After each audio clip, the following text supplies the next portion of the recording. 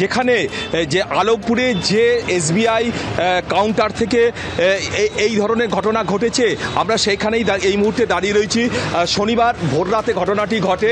দুষ্কৃতীরা একটা গাড়িতে করে তারা আসার পর এই যে এটিএম মেশিনের গ্যাস কাটার দিয়ে কাটে এবং এখানে যাবতীয় যে টাকা ছিল সেটা লুট করে এবং শুধু তাই নয়, যে সিসিটিভির যে ক্যামেরা ছিল সেটাকেও ভেঙে দেওয়া হয়। এরপর গোটা এটিএম কাউন্টারে আগুন ধরিয়ে দেওয়া হয়, দাউ দাউ করে জ্বলতে থাকে এবং যাবার সময় এই ঠিক এই এটিএম কাউন্টারের সামনেই বিভিন্ন যন্ত্রাংশ ফেলে রেখে চলে যায়।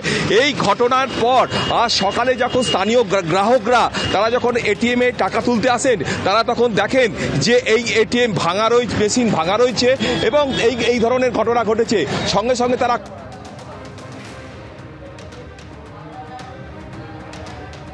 এটিএম এ চুরির ঘটনা ঘটেছে।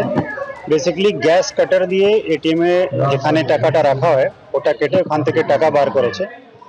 আর এটা আগুন ধরায়নি, বেসিক্যালি গ্যাস কাটার থেকে ওটা কাটতে গেলে ওখানে কিছু স্পার্ক হয়েছিল, তার জন্য কিছুটা তার পড়েছে।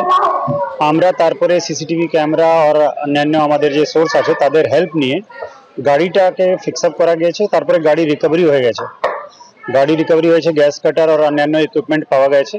গ্যাংকে আমরা মোটামুটি ফিক্স আপ করেছি, আশা করি খুব শীঘ্রই আমরা ধরব। এটা এখন রিভিল করা সম্ভব নেই, আমরা ওদেরকে ট্র্যাক করছি, খুব শীঘ্রই ধরা পড়বে। টাকাটা এক্সাক্ট অ্যামাউন্ট ব্যাংকের লোক ওটা দেখে বলবে।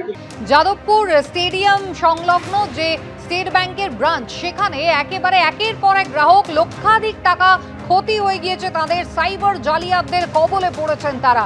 একেবারে কার্ড যখন ইনসার্ট করেছেন সেই কার্ড গিয়ে লক হয়ে গিয়েছে এবং তারপর হেল্পলাইনে যখন তারা ফোন করেন সেখান থেকে পিন দিয়ে ক্যান্সেল বাটন টিপতে বলা হয়। সেই পদ্ধতি অবলম্বন করার পরে ধাপে ধাপে লক্ষাধিক টাকার বেশি চলে গিয়েছে গ্রাহকদের। তারা ইতিমধ্যেই সার্ভে পার্ক থানায় অভিযোগ জানিয়েছেন। সৌমিত্র রায় আমাদের প্রতিনিধি সরাসরি রয়েছেন। সৌমিত্র, গ্রাহকরা তারা রীতিমতো চিন্তিত, স্বাভাবিকভাবেই এতগুলো টাকা রাতারাতি চলে গিয়েছে একটা নির্দিষ্ট এটিএম যেটা নিরাপত্তা রক্ষীহীন এবং সেখানে একের পর এক এইভাবে গ্রাহকদের ক্ষতিগ্রস্ত হতে হয়েছে। পুলিশ কি বলছে এখনো পর্যন্ত, ঠিক কোথায় কোথায় অভিযোগ দায়ের হয়েছে? দেখো, ইতিমধ্যেই পুলিশের কাছে গতকাল দুটি অভিযোগ দায়ের হয়েছে। যে দুজনের টাকা গতকাল ফ্রড হয়েছে সেই দুজন ইতিমধ্যেই সার্ভে পার্ক থানায় লিখিত অভিযোগ দায়ের করেছেন। ইতিমধ্যে সার্ভে পার্ক থানায় পুলিশ আধিকারিকরা তদন্ত শুরু করেছে এবং আমরা যেটা দেখতে পাচ্ছি যে যত সময় গড়াচ্ছে প্রশাসন একেবারে নড়ে চড়ে বসেছে। কেন তোমাকে কথাটা বললাম তোমাকে বলবো। এই মুহূর্তে আমি ব্যাংকের সামনে রয়েছি।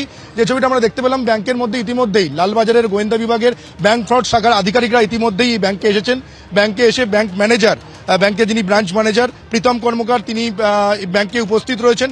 ব্রাঞ্চ ম্যানেজারের সঙ্গে আলোচনা করছেন লালবাজারের গোয়েন্দা বিভাগের ব্যাংক ফ্রড শাখার আধিকারিকরা। পাশাপাশি সার্ভে পার্ক থানার পুলিশ আধিকারিকরা তারাও কিছুক্ষণ আগেই ব্যাংকে এসেছিলেন। তারা এসে ব্যাংকের যিনি ব্রাঞ্চ ম্যানেজার তার সঙ্গে কথা বলেছেন।